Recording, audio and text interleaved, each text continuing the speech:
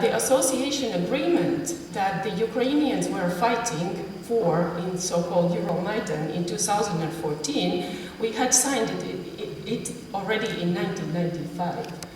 So many years before that, 19 years before that. And this is a huge success of our societies looking back, because this was really a defining moment for us. And it was because Russia was still weak. We managed to do that. We worked hard. We were courageously moving forward. So these formats are extremely valuable for us. And just as you, Ambassador, mentioned, we are increasingly finding them more and more important to see in comparison between the vulnerabilities that Ukrainians and Georgians are facing and we are facing. And there I really agree to the analysis that I think that Putin probably, if he had an opportunity, he would probably use an opportunity towards the Baltic states, but in general, he probably has accepted that we are wrong. So these formats are very important for us, and I really agree to what Jana said about the comparison between NATO and the European Union. My feeling very much, and also from the rather optimistic note of the first panel, is that NATO has actually been able to prove successful and successfully responding. And this was mentioned in many speeches already. Both Gulf and Warsaw summits. NATO has even managed to enlarge, including Montenegro, which is a whole story on its own right. But the really fragile link is the European Union now. And I agree to the analysis that Russia is trying to do everything possible to show that the European is weak, that it has stopped believing in its own success, that countries are not benefiting from the membership, and so on and so forth. And we see this in the information space that is transmitted also to our population from over the border from Russia. And here I think this is a very important aspect that we have to remember, that the European project is indeed very fragile. We are still expecting the result of the French election, and it will be a defining election. Of course, the whole Brexit project and the fragilities have been mentioned there. One last thing that I would like to mention is about Russia, because indeed there has been a lot of analysis done on Russia. But what we have agreed in the Latvian parliament is that in our public speaking and in our thinking, we will very clearly differentiate between the official Russia and the official Putin's Russia and the Russian people and civil society. Because we see that Russia has these internal vulnerabilities, and the civil society of Russia, they really need the support. They need to know that we see them. And this is very important. And for this reason, in Latvian parliament, we established a cooperation group of the Latvian members of parliament with the opposition parties and civil society of Russia. And we try to engage in a permanent dialogue just to make sure that those people who oppose the Putin regime, and during the protests, recent protests in Russia, we saw that there are plenty of those, and actually many of the younger generation joined, that they hear that the support is there. So these are just a few remarks from my side. Thank you. Thank you very much. To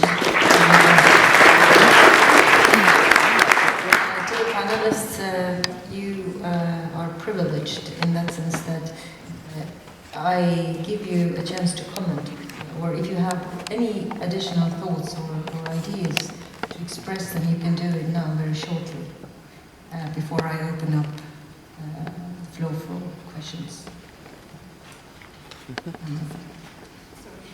Just maybe one remark on NATO and Trump and the German fear, or maybe my fear. I'm not allowed to speak for my country officially, but maybe my fear as a German is not so much, I mean, you're right. I mean, there are brilliant people around Donald Trump, people who know Russia, who are transatlanticists forever.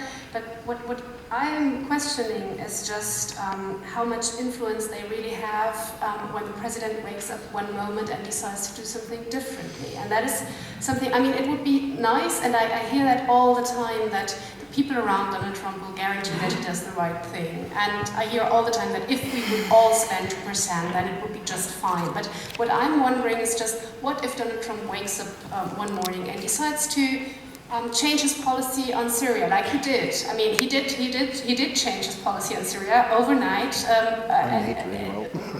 over a cake.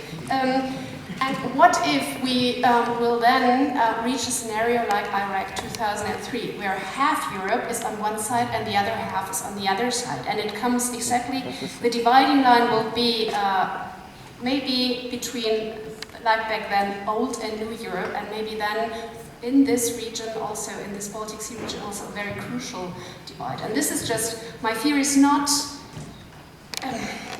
I would really wish that all goes right and well, but it's just the unpredictability and the uncertainty I'm worried about, and I think that is already harming NATO a great deal. Some analysts said that Putin has lost the monopoly over unpredictability now.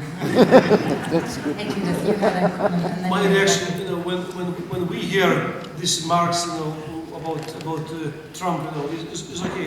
Of course, he's very, formally, if you look from outside, he's very unpredictable. But we should not concentrate on Trump. We should concentrate on ourselves. And this is what we want Germany to concentrate on. Germany. Thank you. We need to go to Washington together. Tillerson was part of the NATO ministerial meeting. So Trump will be part of the NATO summit in 2 weeks' time. So there will be a lot of opportunities to engage them.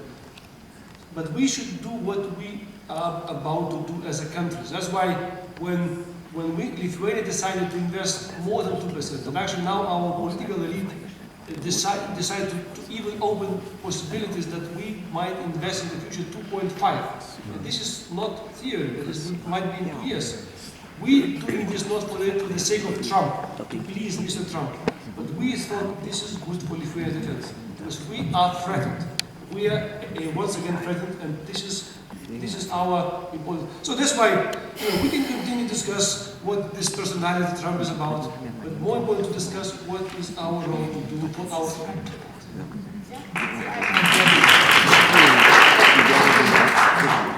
And I would also maybe just along these lines, I think it's important to remember that our countries are not allies with individual leaders, whether it's Trump or Merkel or anyone else. They're allies with each other as countries. So this is transcending any individual leader. And at least I understand the concerns with unpredictability, but at least in the case of the Syria decision, it wasn't just the famous piece of chocolate cake. It was actually, I think, the advice that he got from the advisors. His daughter. No, I think it was also the military advice from his Secretary of Defense and the National Security Advisors and others. And in many ways, I think it was a decision that was more in the maybe the tradition of mainstream American foreign policy than much of what people have been concerned about from President Trump. And just one maybe final quick comment to follow up on the discussion that you had about are we safe now with these extra NATO deployments. It might be appropriate to recall, since the Adenauer Foundation is one of the supporters of this event, that back in the 1950s, Chancellor Adenauer was asked this question of how many American troops or NATO troops do you need in West Germany to feel safe from a Soviet invasion? And the famous answer was one. One dead, perhaps. But again, it's an idea of a tripwire, but it would also be important in part to remember that, but also not to draw the wrong historical lesson, as the first panel would put it, that this was one or more than one American troop there, but backed up by an ability to resupply troops, to deploy quickly more troops to Europe, and that you had kind of the logistical and legal capacity to do that. So it's, again, I think we can take a certain amount of confidence and that this tripwire will be taken seriously, but we also need to make sure it's backed up by additional capabilities. Mike. Right. Well, if we start with the historical stuff, or if you continue with the historical stuff, I would say actually that this current relationship and the fears of Trump and so on are very pale if you compare it with the real crisis that we have had only the last 40 years or so. We had the Vietnam War. I mean, that was a major thing in terms of transatlantic divisions. We had the Euromissile crisis in the 80s, where, at least as it was seen from here, half of West Germany was marching on the streets every weekend for a number of years, demonstrating against the United States, against NATO, and against the entire idea of deterrence against the Soviet Union. That was a major thing as well. And then, of course, we had the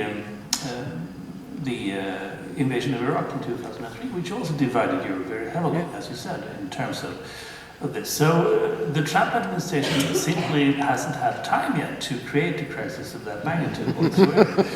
They might be able to, but again, the United States is not North Korea. The change of a leader does not mean that he decides everything on his own, and that's kind of a major takeaway from my own analysis of the kind of things here. So I think we need to keep this in mind, the historical perspective and the fact that the United States is a huge bureaucracy in terms of defense and security. It takes a lot of time to change things, and that is, in that sense, good for us with sort of an impulsive, as it seems at least, president. So I think that the fears that we can, be justified in having right now, looking at his tweets in particular. I'm a big fan of Twitter, so I see that this is a clear case of what happens when you do a lot of tweeting, essentially. But I don't think that this is the real big story so far. Thank you, and I would like to open up the floor for questions. We have 10 minutes.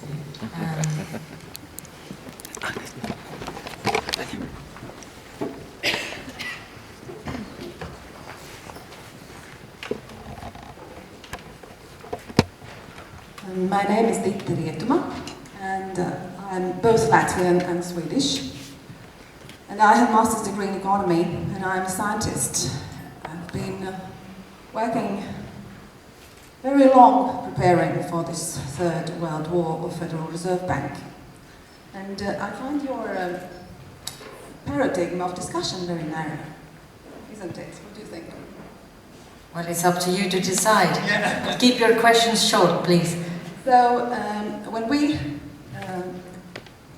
I've returned to Latvia because the genocide is going on there, which is committed by a financial system, and there is no independence there, because there are only foreign banks, and by the definition of state, it cannot exist if there are only foreign banks. It's something else. It's not independent state. And digitalization of the systems is quite a weapon, isn't it? Because I had to really come back here because it's impossible to live in Latvia. There is war going on. 1 million people have left Latvia just because foreign banks take away credit cards for just little... Sorry, do you have a question? We really have only 9 minutes. Do we want to stop the war, dear? Please, don't stop me. I will be ready in 5 minutes. What is your question? You see, you want war, don't you? Because I can't stop the war, I promise you. I have the solution here. Here is the solution. We need some questions for the panelists. No, you don't want the solution. You want only a question. The panel that has a very narrow paradigm. And here we are. So that is our problem. So the solution is that here you have 1 trillion Baltic indigenous rules that Baltic indigenous people have emitted instead of Federal Reserve Bank, that is doing its Third World War to colonize the regions.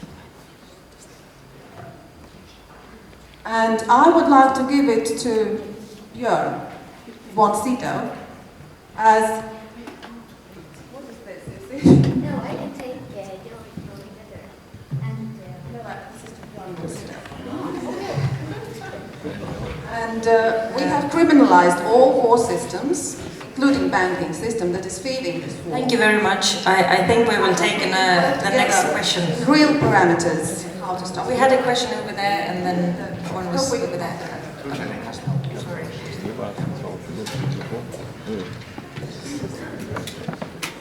I will try to be very short. My name is Ditis Malvitis. I work for UN Refugee Agency, their regional office here, which covers 5 Nordic and 3 Baltic countries. I would like to say thank you to this panel and the panel before. It was very interesting and educating. But I really missed one, I think, important component, and that is the issue of refugees. And I'm not talking about refugee crisis in Europe, etc. I'm talking about all these scenarios that we are discussing here, which I think in many cases would include people becoming refugees, right? And I will just give you a quote from a Swedish newspaper, Dagens Industri, from last year, October. They wrote the following, that in case Russia attacks any of the Baltic states, about 1 million people would be on the move immediately. So the question is, are we ready for 1 million displaced people in this region? And if not, what should be done? Thank you. Who wants to take? I didn't get the answer on the digital money, please. How can you get us digital money when electricity can go out blank and we will die just without water, without resources? Please We got your question, thank you. Yes. Indeed, this issue of the resilience in specific technical terms was part of the NATO decision in Warsaw. NATO in Warsaw last year agreed on 7 NATO baseline resilience requirements, which include the mass movement of population, dealing with communication lines, electricity. Why? Because NATO understood that even for the military operations, all the civilian assets becoming critical. Look to our countries, and here I would agree with a lady raising this issue. Our Sweden, Lithuania to less extent, but Sweden, many other countries, we have our money stored in digital form. There are, compared with the Cold War period when many communication lines were government owned, there was some probability that government might keep these lines open during the crisis. Now many in Lithuania, all mobile phone companies are Swedish or Danish. This is okay, but I mean, we as a government have less control as far as, again, resilience, their preparedness. So this also makes us more vulnerable, but also it pushes governments as far as the NATO resilience requirements to open the dialogue with the private companies, with foreign investors, because the world has changed, and we cannot now dream of coming back to the Cold War period where everything was controlled by the governments. So this openness which I was mentioning is becoming our weakest. But we should not panic. We should rather start to think how to respond to the new realities. And this is what I think this is the biggest challenges. But that's why it's important to continue cooperation between our countries. On the refugee issue, I mean, we're not, of course, prepared to take on any form of contingency of that scale. And the entire point of what we're trying to do right now is, of course, to avoid that situation through containment and deterrence. I mean, that's the entire basic point of the efforts of all governments in this field. And some ways are better than others, of course. I mean, joining NATO for Sweden and Finland, for example, would be a much better thing than what the governments currently are doing, but that will count in the long term anyway. One question. My name is Per Melinius, and as a Swedish citizen, I don't know what to do. Action or no action? When I listened to our government, they said, don't worry, we have a plan. In 10 years' time, we will have the defense. We have a Swedish expression called lagom. My question is now, to get me and all the clever people who should be able to help with the defense, to help with the internet, to get involved, we must feel a threat. We must understand if there is a threat now.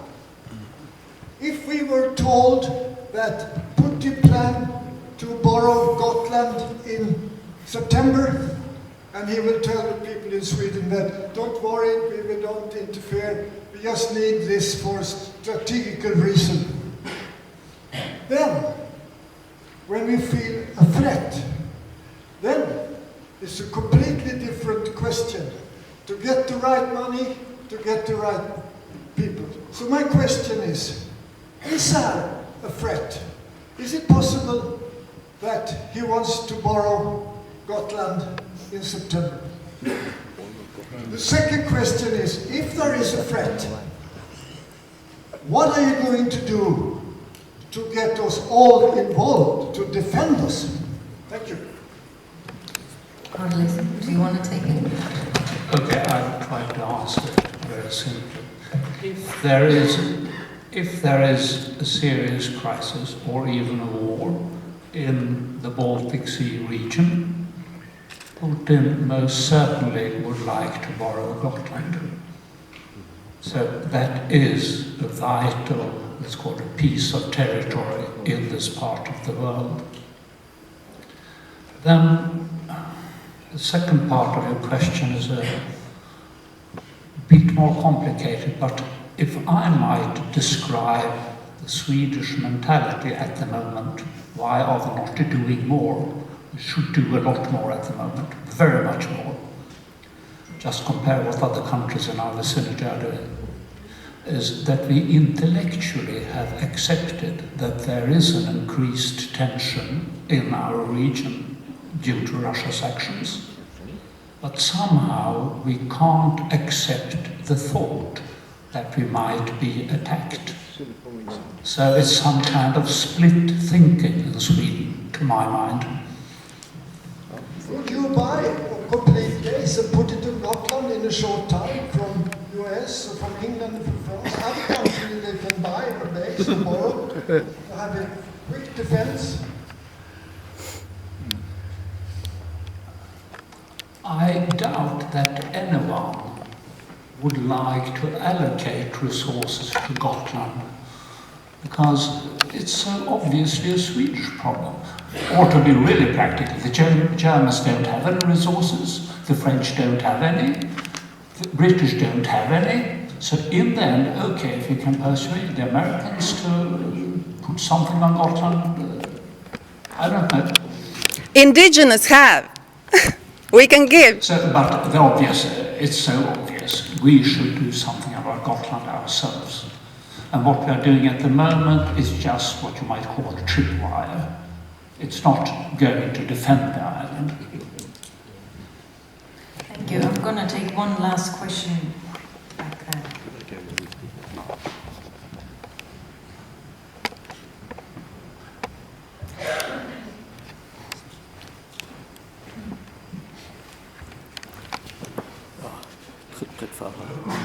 So, thank you very much for sharing your confidence, first of all. My name is Johan Kanna, political scientist. I have a question regarding the EU in this area.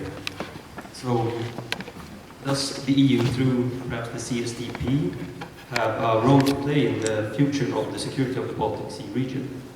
Or is the CSDP obsolete and it's the NATO's problem?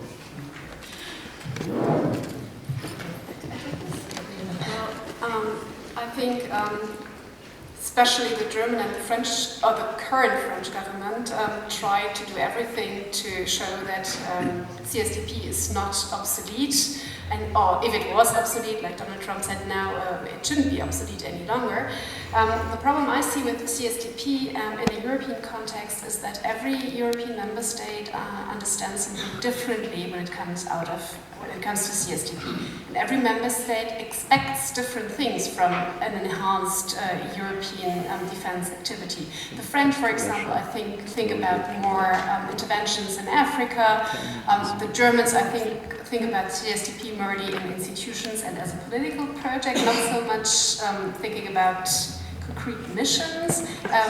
Poland and the Baltic states actually, I think, would like to see also not not in opposition to NATO, but maybe something combined. But the thing is, where I see CSDP heading at the moment is more crisis management and civilian crisis management or military crisis management, but not territorial defense at the moment. So I see it more as a tool, for example, to do something in Africa or to do something in the Mediterranean where NATO cannot be active for whatever reasons, or where the EU should play a greater role. I don't see that debate on territorial defense very present in the EU at the moment. Right. I would say that it has never been an actor in the field of territorial defense and was never designed for it as well, as I said earlier. And the key issue, though, for the EU here in this region could be that given the big civilian kind of abilities and resources of the EU, it could have a role in what Tetviras was discussing about hybrid warfare and resilience and civil emergency stuff and that kind of thing. But that requires a nice, well thought through kind of division of labor between the EU and NATO, and that has been going on for a while, but is politically sensitive in some countries, France in particular, I would say. So we see the solution, but for political reasons, it's very difficult to get through to a good kind of balance here. Indeed, very briefly, the Baltic and probably Polish red line is that in CSDP, EU cannot play the duplicate NATO. This is what cannot duplicate NATO. But what Mike was saying about this the EU contribution to all other possible scenarios, including hybrid, this is very relevant. This is where EU is have more bigger competence. Energy resilience or civilian unrest. So this is EU have more competence. NATO have more competence how to combat external wars. EU have more competence. So here I definitely see potential if Germany and France will go alongside this line, that our countries will support this. Yes, from our perspective also, CSDP definitely has some additional potential that still needs to be developed, but it should not definitely run counter to what NATO does. And ideas about, for instance, closer cooperation in the military procurement are very good ideas and definitely can be supported. But I think that we should not take the potential of developing CSDP for an idea that this might be the grand project of the European integration that would save European Union from the problems. It shouldn't, because obviously this the defense direction should not be one that we would be looking at as a grand project that will unite all European Union member states that find difficulties. The problem is that we don't have any other project. I think that's the real problem we have. That we should probably work on completing the existing projects. Just to add to the discussion, it's precisely in these non-territorial defense issues that the NATO and the EU have at least been committed to greater cooperation. You may recall that one of the outcomes of the Warsaw NATO summit last summer was a special declaration on enhanced partnership between NATO and the EU institutionally, and things like resilience, things like organized crime, things potentially even like terrorism are areas where there may be more space for growth. So thank you all. I really want to thank the panelists. One of them has to leave right away, and please give them great applause.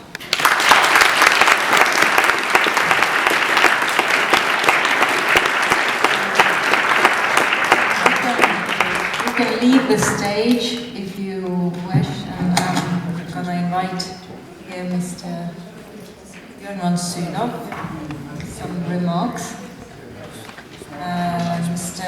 Björn Sudov does not need any introduction in Sweden, I guess, but those who come from other countries, he's the chairman of the Swedish Defense Commission, a long-time politician, a former defense minister, and actually I would like to share a little memory of you. You have no idea who I am, but I am one of these thousands of students who have actually who has actually attended your lecture in 2002 when I was finishing my master's degree at Stockholm University. You were the Minister of Defense at that time. And you came in, I think this was a spring day for a lecture, and you came with the news that the Baltic states have just been invited to join NATO. And you were very happy about it, saying that finally we can skip the responsibility. Well, I cannot give you that satisfaction because we are so intertwined, but this is a nice memory.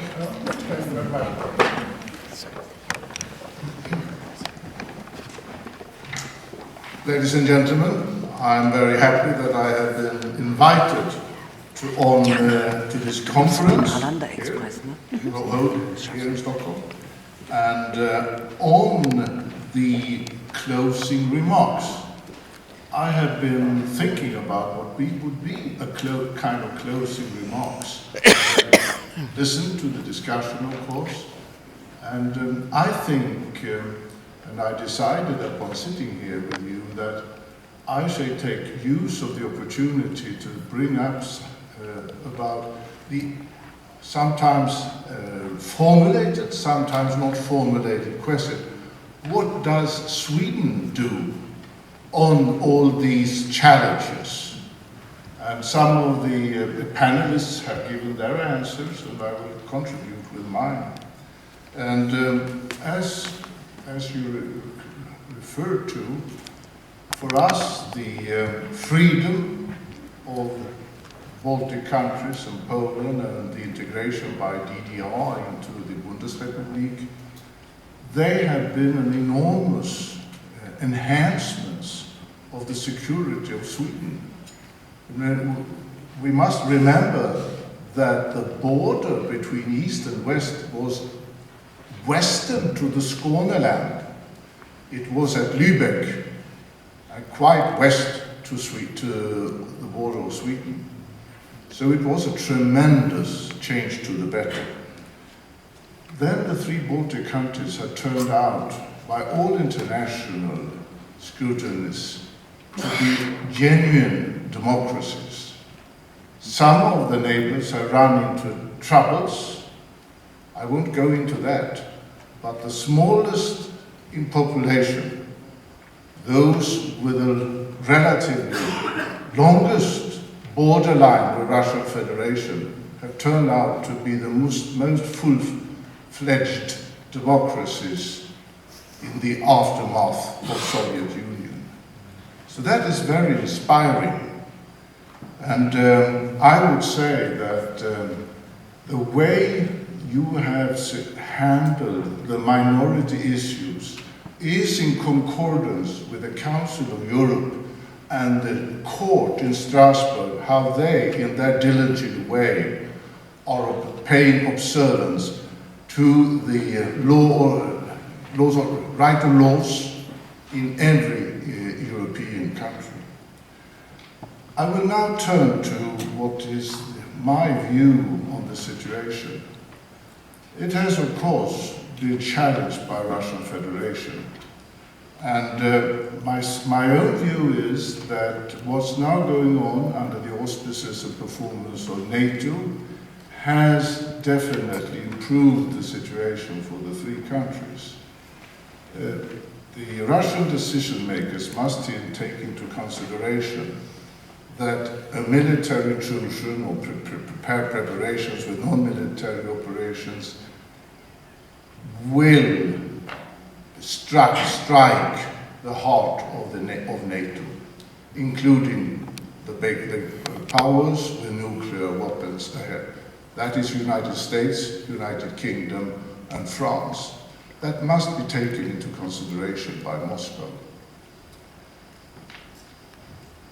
I am also of the view that the policy should be described as containment, deterrence, but also an ongoing realpolitische dialogue with Russian Federation. I think these are vital elements outlined, one can say, by George Kennan now 1947 and on, and it is still to be worked against an authoritarian regime like the one in Russian Federation. I would now go to what can be demanded from Sweden. I know that the Swedish-speaking here of you read Dagens Nyheter yesterday, and it was a reportage from Gotland, where an American four-star general, General Perkins, was an invited guest. He disclosed that in the upcoming military exercise Aurora, there will be deployment of about 1,000 American soldiers on Gotland and in the areas around. Allow me to translate some of his views. Gotland is like an unsinkable carrier in the middle of the Baltic Sea. That the captain of that ship is our good friend Sweden is a great need for us. It would be an enormous loss if Sweden did not control Gotland. You cannot overstate the status, importance of Gotland in military, economic and political terms, General Perkins tells. And the Prime Minister of Sweden and the Defense Minister of Sweden also brings the message that there will be, Gotland has that kind of status also for ourselves. So it is one of the most strategic targets of Swedish military defense and also civilian defense to keep up Swedish sovereignty on Gotland. And I think the American views are that with a non-Russian military occupation of Gotland, it will be very difficult for the Russians to intrude into any of the Baltic countries due to causes that General Carlis Nerektis has outlined in his contribution to the Royal Swedish Academy of War Sciences, that it will be he who controls Gotland will also control the air defense space for most of the southern Baltic Sea. So my reaction here, reading generals, what he says, the same wording by the Prime Minister and Defense Minister, is telling there some very important things on the military and security fundamentals for the three Baltic countries. Me being the presiding officer in the Defense Commission, we are studying and we are going to propose to the Swedish government, formally basically to all political parties in Parliament, the strategies, the means and tools on the military and civil defense policies from 2020 till 2025 formally, but in reality for all the 2020s. I will not go into any details, but the work will be under 2 or 3 premises. One premises is that the majority of the political parties involved sitting in Parliament today, they are in favor of increased budgets for the military and the civilian defense capabilities of Sweden. We are also having a straight demand to study Gotland, and that will probably lead to that we foresee, predict, and also propose enhanced in our armaments projections regarding Gotland and the surrounding territories in the air and at the sea. Secondly, there has been discussions on the Swedish-Finnish relations. That is clear that we are not striving for an alliance in the sense that NATO, for instance, is, or in some instances one can argue the European Union is. And we are aware that small countries, they have problems when they make alliances. You need a way of securing a kind of a backdoor support by one great power in the vicinity. We are perfectly aware of that. And the two countries have two bilaterals with United States. And I think that the presence of the American general the other day shows that the new administration basically will have the same view as the previous ones when that bilateral was signed with Sweden and also at one of the last days of the previous administration with Finland. And so in a sense we will enhance our cooperation with Finland. We will definitely understand that the space for planning is Baltic Sea area, and we will do that taking into account what can be understood, what can be substance in our two bilaterals with United States, and the same goes with United Kingdom. And we are also, of course, open for others, but we understand that there has to be a big power, a great power, in a system, even if it is not outlined as a formal alliance. In our times, and also for previous times, you cannot believe that small or even medium-sized countries can stand without, or in sometimes even against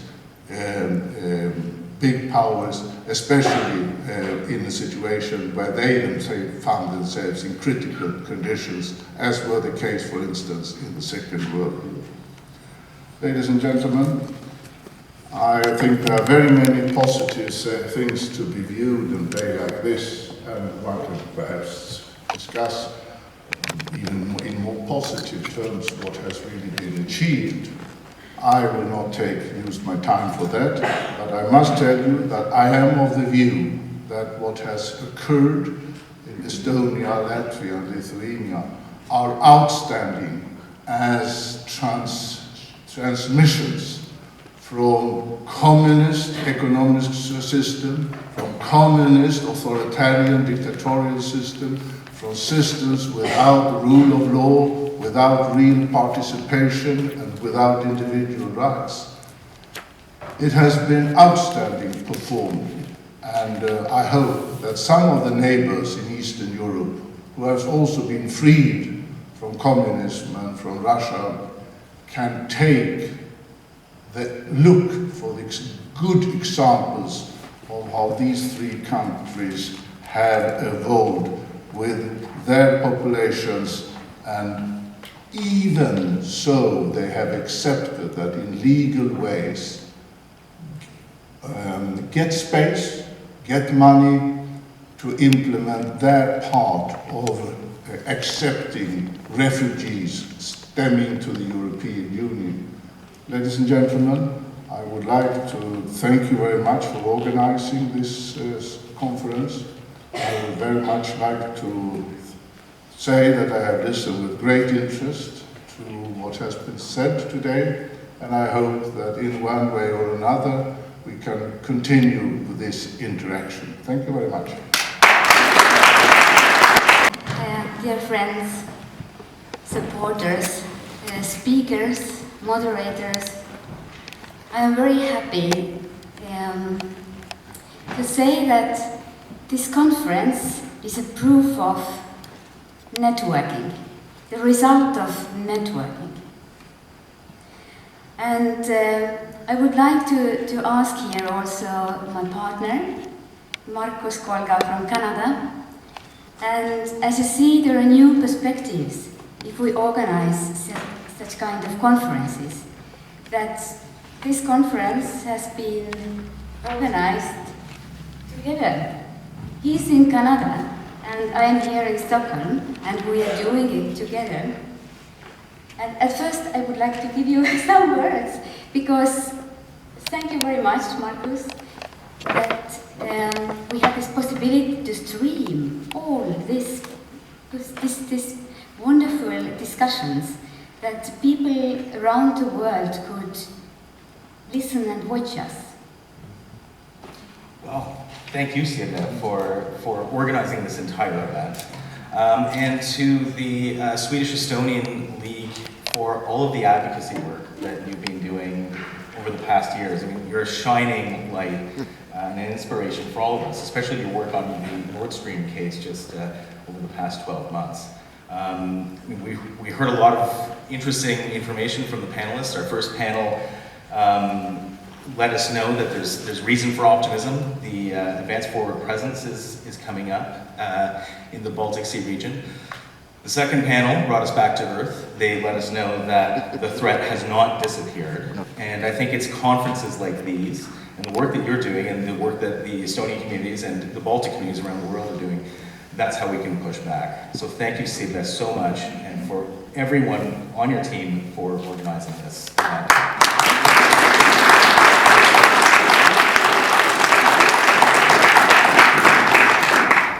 I just want to say at the end that as Ambassador Eitvydas Bajarūnas mentioned, that we have a role, how these ethnical minority organizations in other countries, we are like a sensors, that if we feel that something is going wrong, then we have to have the courage to contact politicians, media, think tanks, and to initiate the debates. And I'm really, really happy that we managed to, last year in Almedalen, the political week, to make a campaign against Nord Stream. And it's also a courage. And knowledge, we need knowledge to write down, for example, 5 reasons why we don't want Russian gas in the Baltic Sea. Why? There are so many reasons. And this is also important to explain common people in very easy words. Why? And as we have a long evening, half of us in front of us, I would like to thank once again Mario, Estonian World Council. Thank you for all the cooperation. Leelo, who was actually the initiator of this idea to organize the conference here in Stockholm when Estonian World Council is holding their meeting here. And Konrad Adenauer Stiftung, once again, we are very grateful. The Polish embassy, the ambassador has already left, but all our thanks supporting us and that NATO could support this conference. And there is one person, and this is Anke Schmidt-Fetzmann, my good friend. And you need a lot of friends to make this kind of conferences. Some more practical information. When we are now finishing here, there will be time for questions if some speakers and moderators, it's only Riina is here, to ask some questions. And all the other who want to continue, just go one floor and trappa ner. First floor. One floor down. Downstairs, and I think this way. Yeah, and we will continue networking.